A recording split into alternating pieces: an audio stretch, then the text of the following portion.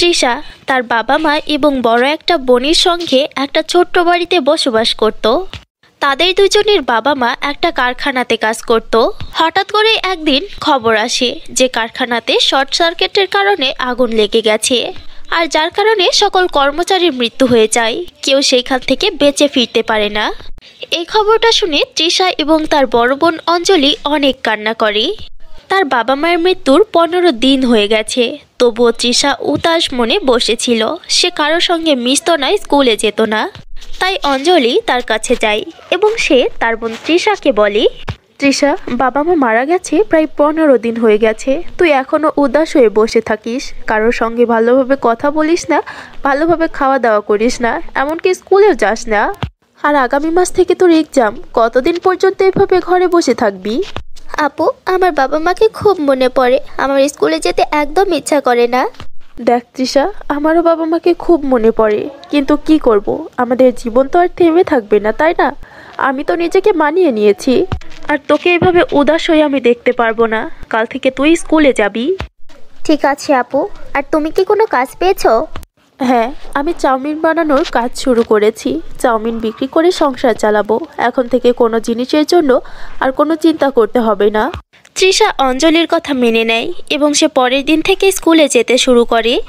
তাদের ক্লাসে নিহারিকা নামক একজন মেয়ে ছিল, যে ছিল অনেক বড় লোক, আর ধনী হওয়ার কারণে তার প্রচুর অহংকার ছিল। সেই ক্লাসে তৃষাই একমাত্র মেয়ে ছিল যে ছিল খুব গরিব। এর কারণে সবাই তাকে নিয়ে মজা করত। তৃষা পড়ালেখায় অনেক ভালো ছিল, এর কারণে সকল টিচার তার খুব প্রশংসা করত।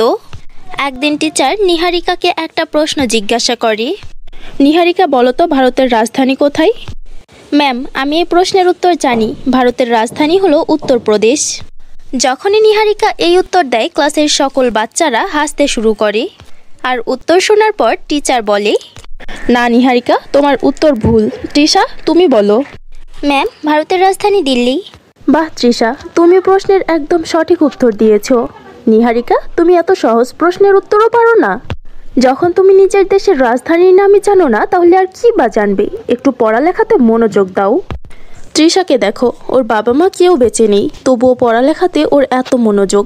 তোমার তৃষার থেকে কিছু শেখা উচিত। এটা শুনে নিহারিকার প্রচুর রাগ হয়, কিন্তু সে তখন চুপচাপ বসে পড়ে এবং সে মনে মনে ভাবে, এই চাউমিনওয়ালার কারণে ক্লাসের সবাই আমাকে নিয়ে খুব মজা করলো। আমার কাছে কোনো জিনিসের কোনো কমতি নেই, পড়ালেখার কোনো প্রয়োজনই নেই আমার। কিন্তু এই চাউমিনওয়ালি আমার অনেক অপমান করেছে, ওকে আমি ছাড়বো না। কিছুক্ষণ পর টিফিনের বেল বাজে। সকল বাচ্চারা ক্লাস থেকে বাইরে আসে। নিহারিকাও নিজের ক্লাস থেকে বাইরে বেরিয়ে আসে।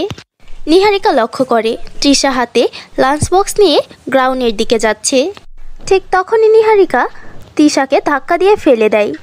আরে নিহারিকা, এটা কেমন বদমাইশি? তুমি আমাকে ধাক্কা দিলে কেন? আমি কিন্তু ক্লাস টিচারকে বলে দেব। আরে যা যা, যাকে বলার ইচ্ছা গিয়ে বল। আমাকে কেউ দেখেনি তোকে ধাক্কা দিতে, তুই মিথ্যা মিথ্যা বানিয়ে বলবি। সেখানে উপস্থিত সকল বাচ্চারা নিহারিকার হ্যাঁতে হ্যাঁ বলে। এটা দেখে নিহারিকা তৃষাকে বলে, দেখলি তো, তুই নিজে নিজে পড়ে গিয়েছিস, আমি তোকে ধাক্কা দিইনি। এবার যা, গিয়ে যাকে ইচ্ছা বলগা, তোর কথাতে কেউ বিশ্বাস করবে না। এমনটা বলে নিহারিকা এবং তার সকল বান্ধবীরা হাসতে থাকে। অন্যদিকে তৃষা তাদের সবাইকে দেখছিল। এটা দেখে নিহারিকা বলে, কি রে, চোখ ঘুরিয়ে ঘুরিয়ে আমাদেরকে কি দেখছিস? কি ভেবেছিস তোর এই চাউনিতে ভয় পাবো? আরে দেখো চাউমিনালির কত সাহস। তৃষা প্রচণ্ড রেগে যায় এবং সে সেইখান থেকে চলে যায়। তৃষা চলে যাবার পর নিহারিকা বলে, ওকে যদি আমি সোজা না করেছি, তাহলে আমার নামও নিহারিকা নয়। কিছুক্ষণ পর ছুটি হয়ে যায়, সবাই নিজের বাড়ির উদ্দেশ্যে রওনা দেয়। এভাবেই কিছুদিন কেটে যায়। কিছুদিন পর নিহারিকার জন্মদিন চলে আসে। নিহারিকার জন্মদিন উপলক্ষে নিহারিকার বাবা মা বাড়িতে অনেক বড় একটা পার্টি রাখে। তারা খুব সুন্দর করে বাড়িটা সাজায় এবং সকাল সকাল তার বাবা মা তার ঘরে গিয়ে তাকে বার্থডে উইশ করে। নিহারিকার বাবা মা একসঙ্গে বলে, happy birthday dear Niharika. Thank you বাবা মা। ও ওয়াও, তোমরা কত সুন্দর করে বাড়িটা সাজিয়েছো। হ্যাঁ নিহারিকা, তোর বাবা তোর বার্থডে উপলক্ষে অনেক বড় একটা পার্টির আয়োজন করেছে, আর আমাদের এই পার্টি দেখে সবাই অবাক হবে। সবাই আজীবন মনে রাখবে এই পার্টির কথা। তুমি আর সময় নষ্ট করো না, তুমি তোমার সকল বান্ধবীদেরকে ইনভাইট করে দিও। কিছুক্ষণ পর নিহারিকা স্কুলে চলে যায় এবং সে সকল বাচ্চাদের মধ্যে চকলেট বিলি করে এরপর নিহারিকা বলে, আজকে সন্ধ্যাবেলায় আমার বাড়িতে বার্থডে পার্টি, তাই তোমরা সবাই চলে এসো আমার বাড়িতে বার্থডে পার্টি উদযাপন করতে। আর হ্যাঁ, এই যে চাউমিন আলী, তুইও অবশ্যই আসবি কিন্তু। ঠিক আছে নিহারিকা, আমি তোমার বার্থডে পার্টিতে অবশ্যই যাব। শোন, একটু ভালো জামা কাপড় পরে আসবি। তোর নয়তো কোনো মান সম্মান নেই, কিন্তু আমার খুব মান সম্মান আছে। একটু ভালোভাবে সেজে গুজে আসবি। এরপর সন্ধ্যাবেলায় তৃষা তৈরি হয়ে নিহারিকার বার্থডে পার্টিতে যায়। নিহারিকার বার্থডে পার্টির এত আয়োজন দেখে তৃষা ভীষণ অবাক হয়ে যায় এবং সে মনে মনে বলে, ওয়াও, কত সুন্দর আয়োজন, এমন পার্টি আমি কারোর কখনো দেখিনি। তখন নিহারিকা তৃষার কাছে আসে এবং বলে, কী রে চাউমিন আলী, চোখ একদম ছানাপাড়া হয়ে গেছে তো? এমন পার্টি তুই তোর জীবনে কখনো দেখিসনি। জীবনে তো কি, তুই কখনো স্বপ্নেও কল্পনা করতে পারিসনি এমন পার্টির। আচ্ছা, কি করার, যখন চলেই এসেছিস তখন খাবার খেয়ে তারপরে যাস। এখানে অনেক বড় বড় শেফ খাবার বানাই। ঠিক আছে নিহারিকা, কিন্তু আমি তোমার জন্য ছোট্ট একটা গিফট নিয়ে এসেছি। কি, তুই আমার জন্য গিফট নিয়ে এসেছিস? আচ্ছা যাই হোক, যাবার সময় ওটা ডাস্টবিনে ফেলে দিয়ে যাবি। আমি গরিব মানুষের সস্তা কম দামি গিফট নেই না। এমনটা বলার পর নিহারিকা সেখান থেকে চলে যায়। কিছুক্ষণ পর কেক কাটা হয়। এরপর নিহারিকা একটা প্লেটে ছোট একটা কেক নিয়ে তৃষার কাছে যায়। তৃষা হাত বাড়ায় কেকটি নেওয়ার জন্য, কিন্তু এরপর নিহারিকা ইচ্ছা করে কেকটি মাটিতে ফেলে দেয়। অন্য কেকটি তো মাটিতে পড়ে গেল, কিন্তু কোনো ব্যাপার না, তুমি এটা তুলে খেয়ে নাও। নিহারিকা, আমি গরিব, কিন্তু তোমার এই দামি কেক খাওয়ার জন্য আমি মরে যাচ্ছি না। একদম চুপ কর, নিজের তো এতটা যোগ্যতা নেই যে নিজের জন্মদিনে অন্যকে 2টা ট্রফি খাওয়াবি। তুই এত দামি একটা কেকের এক কোনা খাওয়ারও যোগ্য নোস। চলে যা এখান থেকে। আমি আমার জন্মদিনে তোমার এই কেকের থেকেও অনেক বড় আর দামি একটা কেক নিয়ে আসবো। তুমি আমার জন্মদিনে অবশ্যই আসবে। কেক তো অনেক দূরের কথা, তোর বাড়িতে ছোট্ট একটা পেস্ট্রি আসলেই সেইটাই অনেক বড় একটা কথা। এমনটা বলে নিহারিকা হাসতে শুরু করে। এরপর তৃষা সেখান থেকে চলে যায়। বাড়িতে গিয়ে তৃষা কান্না করতে থাকে। তখন তার বড় বোন অঞ্জলি তার কাছে আসে এবং তাকে বলে, কি হয়েছে তৃষা, বার্থডে পার্টিতে কি এসে তুমি কান্না করছো কেন? আপু, সবাই আমাকে নিয়ে খুব মজা করে। 2 দিন পর আমার বার্থডে পার্টি, তুমি কি আমার বার্থডে পার্টির জন্য অনেক বড় একটা কেক নিয়ে আসতে পারবে?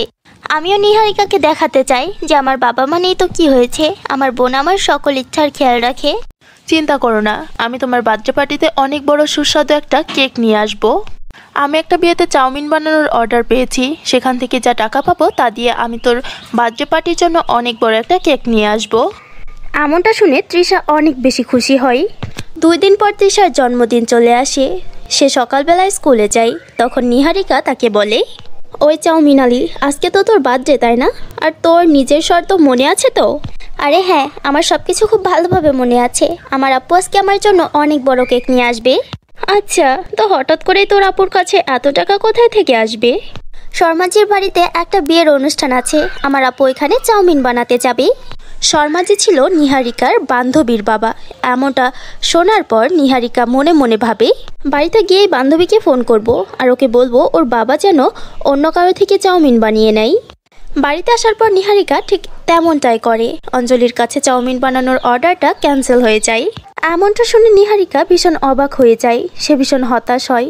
সে রাস্তার এক কিনারায় দাঁড়িয়ে দাঁড়িয়ে ভাবছিল, এখন আমি তৃষার জন্মদিনের জন্য বার্থডে কেক কোথায় পাবো? এটা শুনলে ও অনেক মন খারাপ করবে, অনেক কান্না করবে, আর আমি ওর এত শুভ দিন একটা নষ্ট করতে পারি না। ঠিক তখনই সেখানে একটা পরী হাজির হয় এবং সে অঞ্জলিকে বলে, আমি গ্রামের কিছু মানুষের থেকে শুনেছি তুমি নাকি অনেক ভালো চাউমিন বানাও, আর আমার চাউমিন খেতে খুব ভালো লাগে। তুমি কি আমাকে চাউমিন বানিয়ে খাওয়াবে? অঞ্জলি পরীকে সঙ্গে করে নিজের বাড়িতে নিয়ে যায়। সেই সময় তৃষা বাড়িতে ছিল না, সে বাইরে নিজের বান্ধবীদের সঙ্গে খেলাধুলা করছিল।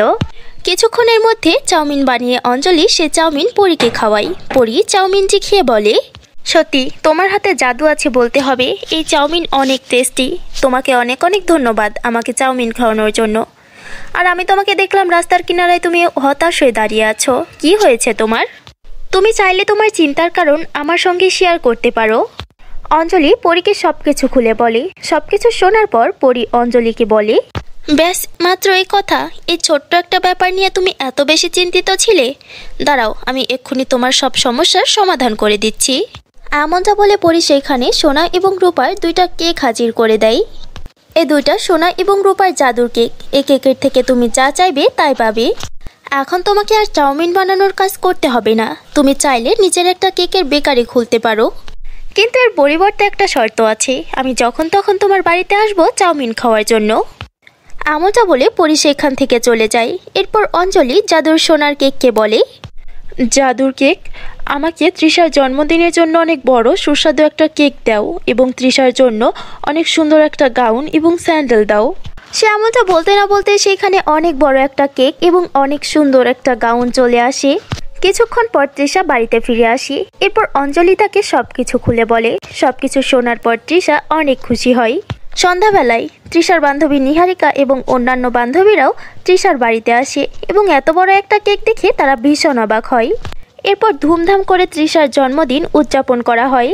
পরের দিন অঞ্জলি জাদুর কেকের থেকে অনেক টাকা চেয়ে নেয় এবং নিজের জন্য অনেক বড় একটা বেকারি খুলে। এরপর অঞ্জলি রূপার কেকের থেকে অনেকগুলো কেক চেয়ে নেয় এবং সেগুলো দিয়ে নিজের বেকারি সাজায়। অঞ্জলির বেকারির কেকগুলো ছিল অনেক সুস্বাদু, এর কারণে সবাই তার থেকেই কেক কিনত। এভাবেই সবকিছু ঠিক হয়ে যায় এবং অঞ্জলি আর তৃষা একসঙ্গে হাসি খুশিতে সুন্দর একটা জীবন কাটায়।